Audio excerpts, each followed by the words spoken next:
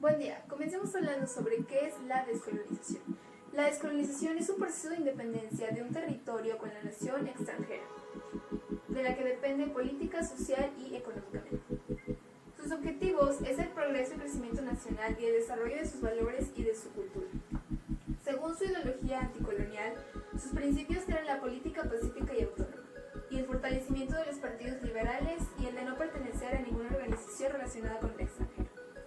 Su origen. El término descolonización se originó en 1952, después de la Segunda Guerra Mundial, por Henry Laboure, impulsada por la ONU para poner fin al colonialismo. Características. Se creó debido a los imperios coloniales al querer expandir sus territorios y su poder. Al principio se le conoció a la descolonización como conflictos bélicos y a partir del siglo XX es cuando se empieza a conocer como hoy. Finalmente, su ideología influyó en el desarrollo de la teoría postcolonial. Bueno, yo les voy a hablar acerca del tema de giro descolonial y descolonización. Para empezar, los pueblos que buscaban descolonizarse no formaban alianzas con militares. ¿Esto por qué? Porque sabían que si se formaban alianzas podían provocar una guerra y a su vez podrían producir mucho sufrimiento, y esto era lo menos que querían.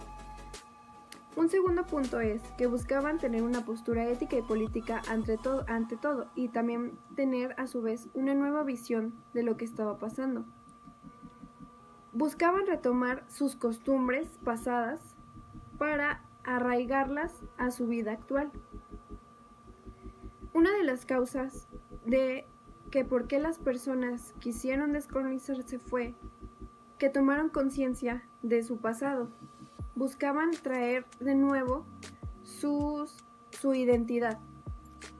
También el nacionalismo fue una de las causas principales, ya que esto se debió a que las personas, como anteriormente dije, tomaron conciencia de que ellos no tenían por qué ser colonizados por otros países o por otras potencias.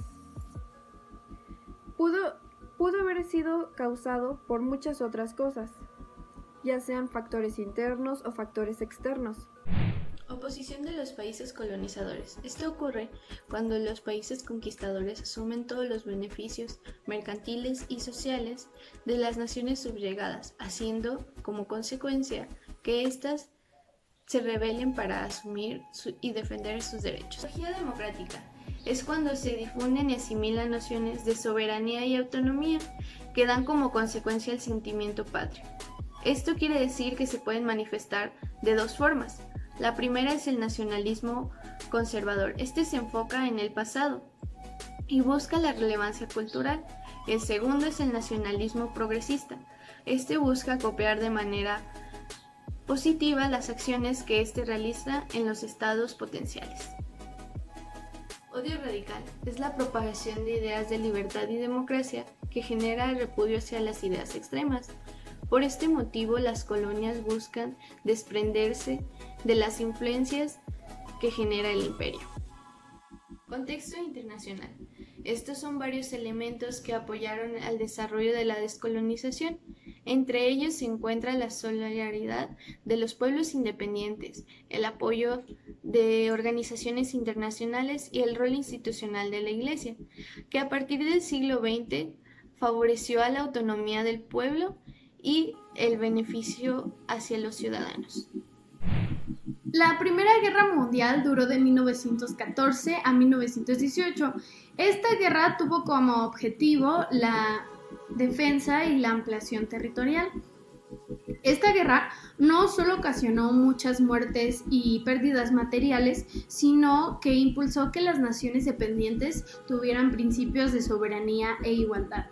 La Segunda Guerra Mundial duró de 1939 a 1945 y en esta guerra, debido al triunfo de los proyectos democráticos, los estados colonizadores renunciaron al sistema colonial.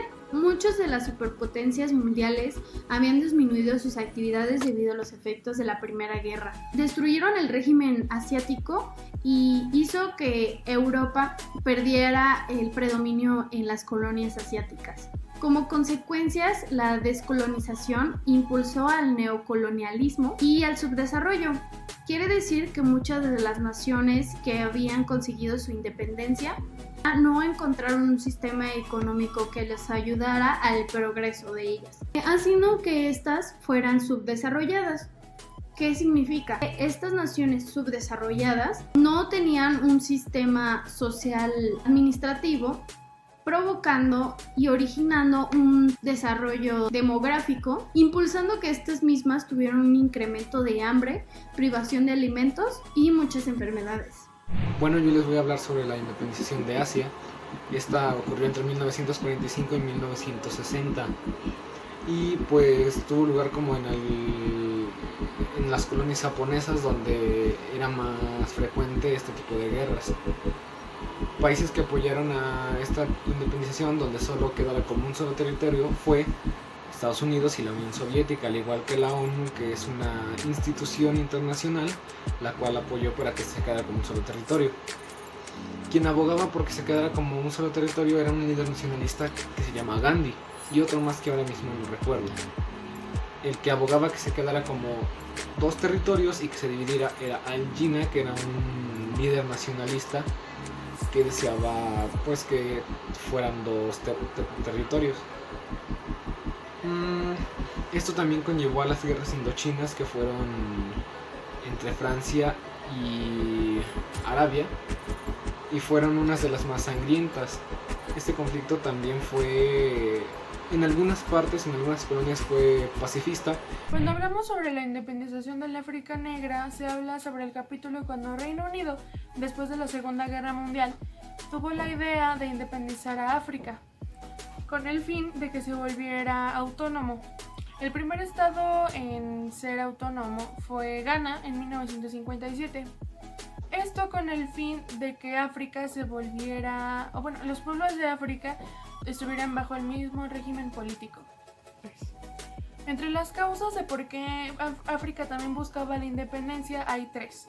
La primera fue porque los pueblos indígenas buscaban la independización, ya no querían estar bajo un régimen nacionalista. El segundo es porque Europa nunca habló sobre eso gracias a que estaban en guerra y tenía miedo de que cuando independizara África, África se fuera del otro lado de la guerra y se fuera comunista. Otra de las razones principales fue por el descontento popular de todos. Los líderes africanos tienen la idea de que gracias a ellos se ganó la guerra. Pero cuando estaban planeando, en ojo de los africanos, ellos estaban sirviendo a unos señores colonos, pero no estaban contra una persona desconocida, pero nunca se habló de independencia, nunca obtuvieron nada a cambio y eso ocasionó mucho descontento y un gran deseo de emancipación. Solidaridad económica. La economía era entendida por ser una de las tecnologías para la vida, al ser dominante y de instituciones básicas del trabajo, asalariados con las ganancias de las empresas y los mercados. La solidaridad económica ayuda a la satisfacción de las necesidades materiales de cada persona, asociada con la madre tierra. Esto quiere decir que nos brinda los recursos necesarios para nuestra vida. De esta manera tenemos que tomar en cuenta los cuidados para los bosques, las semillas y entre otras cosas, por el cual sabemos que muchos, a causa de la economía, van a acabar con esos cuidados. Hay que recordar que, entre otras cosas, no pasan por el mercado y el dinero. Esto quiere decir que antes realizaban un trueque, que es el trabajo no pagado monetariamente. Cabe destacar que tenemos que reconocer la transformación mutua e interdependencia entre los humanos y la naturaleza. Yo voy a hablar sobre un paradigma comunicacional. El buen vivir es un paradigma comunicacional, o en otras palabras, es un ejemplo de comunicación debido a las diversas relaciones que tiene con la sociedad, el espacio y el tiempo que hay en estas, las diversas culturas que lo forman y el ser humano viviendo en esta naturaleza. Es la cosmovisión o la forma de ver de la cosmoconvivencia que a su vez se relaciona con otras 4 visiones en el mundo, como lo son la cosmocéntrica, que es el centro del cosmos, la biocéntrica, que es el centro de la vida, la etnocéntrica, que es el centro del ser humano, y la ecocéntrica, que es el centro de la naturaleza. El carácter comunicacional del buen vivir se puede ver reflejado en el carácter y naturaleza de los principios que ésta la sustentan. Asimismo, la complementariedad da lugar a diversas situaciones donde es recíproca la solidaridad. Por último, otro principio en el que se sustenta el buen vivir es en la interculturalidad. Ok, ahora teniendo en claro que el buen vivir es una respuesta civilizatoria a la deshumanización capitalista o neocolonial, prácticamente es la lucha por todos los bienes. Entonces, la comunicación es la respuesta para el buen funcionamiento de estos sistemas. Es algo así como el funcionamiento que hay utopía de la igualdad y justicia, y se hace de hecho basándose en el mismo capitalismo para así lograr contrarrestarlo y vencerlo. Para tener una buena cotidianidad lograda gracias a trabajos colaborativos, solidarios e incluyentes y una vida sin angustia, es prácticamente una utopía que toda sociedad debería intentar alcanzar. Hola, yo les voy a hablar del hablar como persona. Para vivir bien o tener un buen vivir es muy importante la comunicación, para así generar una convivencia y armonía personal en la sociedad o con la naturaleza. También es para construir y reconstruir los sentidos que existan en el ámbito cultural, político, social, económico e intelectual. Bueno, y así poder conseguir romper las barreras que existan de la comunicación, incluyendo a las personas y con un sentido de justicia. También, hablando más en el caso de los sentidos, hay que saber escuchar y saber escuchar de lo que se habla. ¿Por qué saber escuchar? Porque si no sabemos escuchar, no vamos a entender el mensaje. También hay que saber hablar y saber de lo que se está hablando.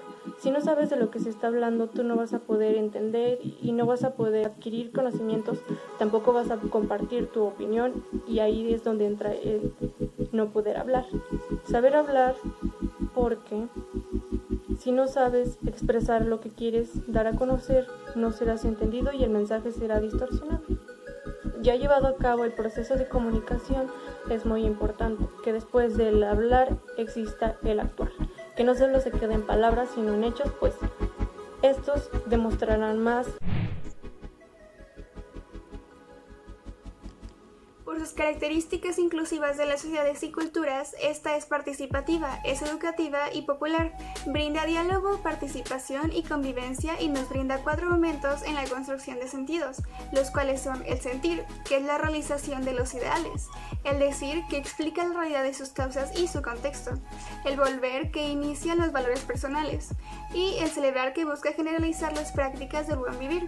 Todo esto nos muestra la comunicación de un nuevo orden mundial utópico y pacífico.